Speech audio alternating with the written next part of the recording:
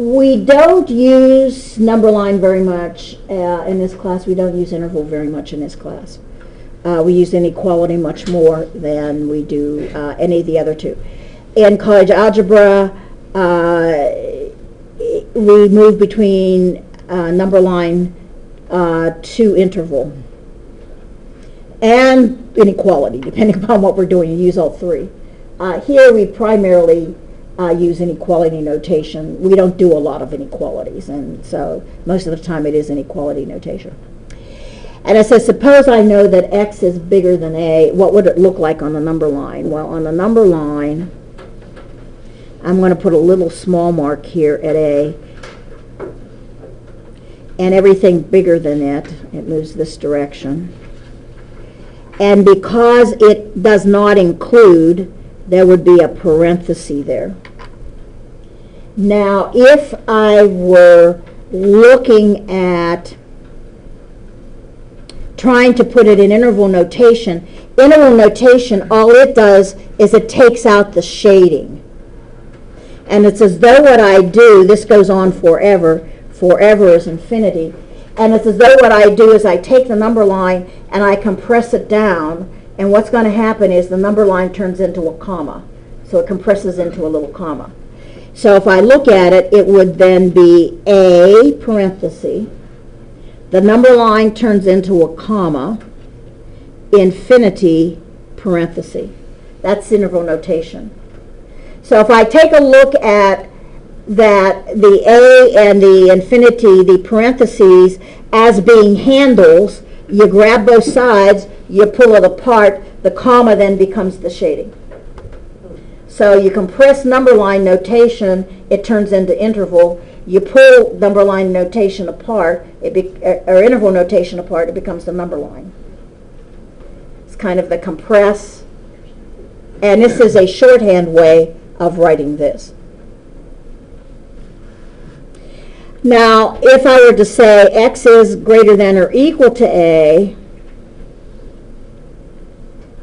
again I start at a, and it's everything bigger than it.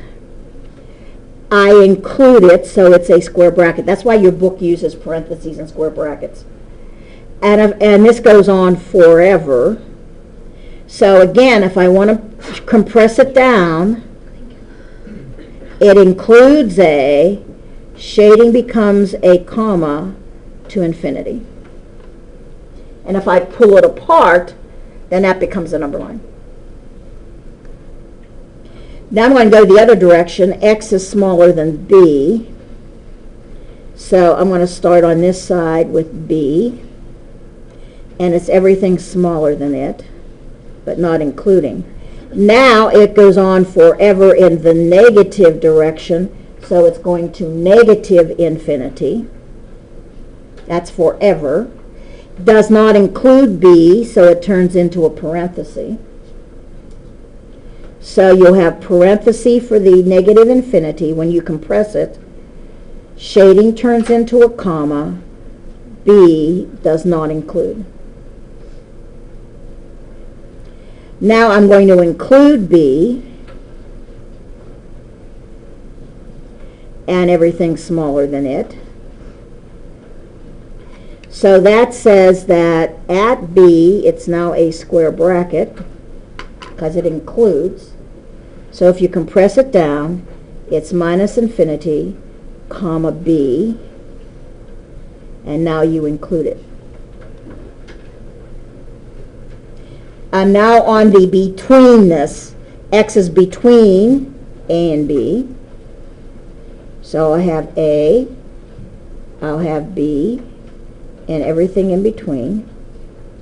That says you don't include a, so there's a parenthesis there. You don't include b, so there's a parenthesis there. Compress it down, it's a, comma b.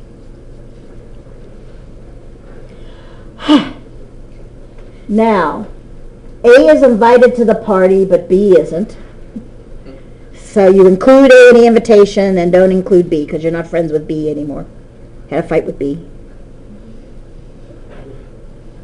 So a again and b, everything in between.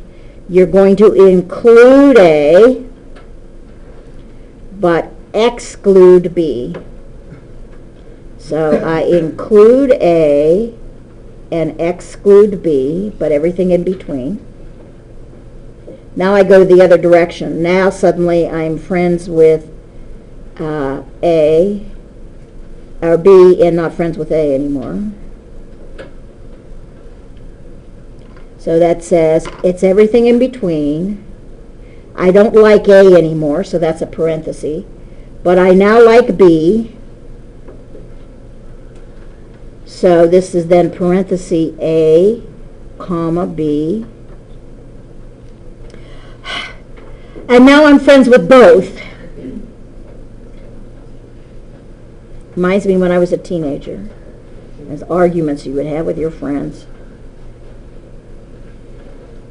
Hang up on them. Get an argument. Now you like them both. So I'm going to include both. So this is, I like A, I like B, we're all friends again. Now, by the way, there are special names for some of these guys. This guy right here is called a closed interval.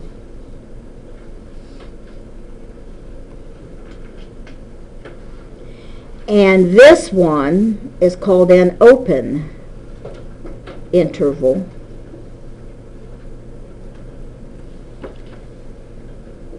Open and closed. And you'll see that frequently in mathematics when they'll say that over this particular closed interval, over this particular open interval, something happens.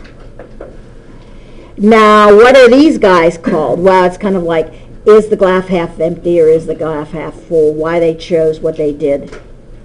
This is called a half open interval.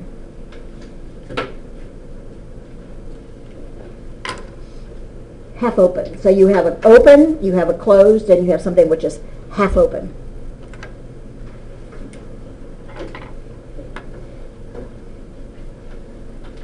And if I want the whole real number line, that's everything that's shaded, infinity and minus infinity, you can write it this way. Now I have a notation, and this is very common in mathematics. Instead of writing minus infinity to infinity or writing all real numbers, you can instead write this, and that means the same thing. You'll see me use that quite frequently.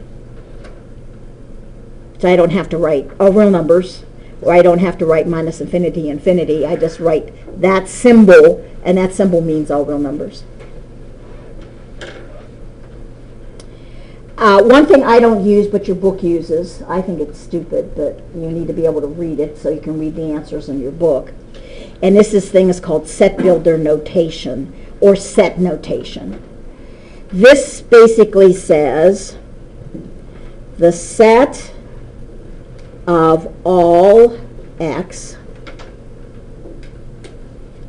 that straight bar means such that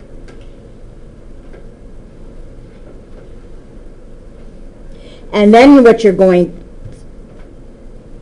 there's no E on that, such that, and then you're going to have a condition statement.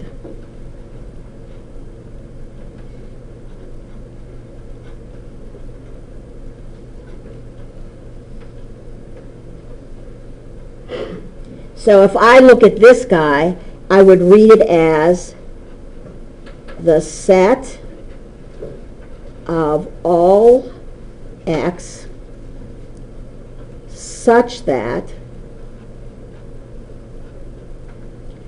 x is greater than 2. The set of all x such that x is greater than 2. To me, I don't know why you would put it in that format when you could just say x is greater than 2. That's all it means? Yeah. It all means that x is greater than 2. That's all that means. Why does it exist then? To drive you crazy. Could it be useful for like more complex equations? Maybe? Well, I'll tell you where it would be useful. Say you had a very large set and you didn't want to write out all of the elements of that set. And I might say the set of all x such that x is a letter in the English alphabet. But what kind of equation would that be? It's just A, B, C, D, E, F, G, H, I, J, K, L, M, N, O, P, Q, R, S, T. And that would save me essentially writing out all 28 letters. Or maybe I have something which is, all the odds. There's an infinite number of odds. And instead of writing 1, 3, 5, 7, 9, dot, dot, dot, dot, dot, I might say such that x is an odd number. So you might do it for that. And it's to drive you crazy. And that's why I don't care about it, but it's in your book, so at which point if you go to the answers in the back of the book, you need to understand what the answer is telling you. It's just the condition statement. Ignore everything else. Look at the condition statement. That's the answer.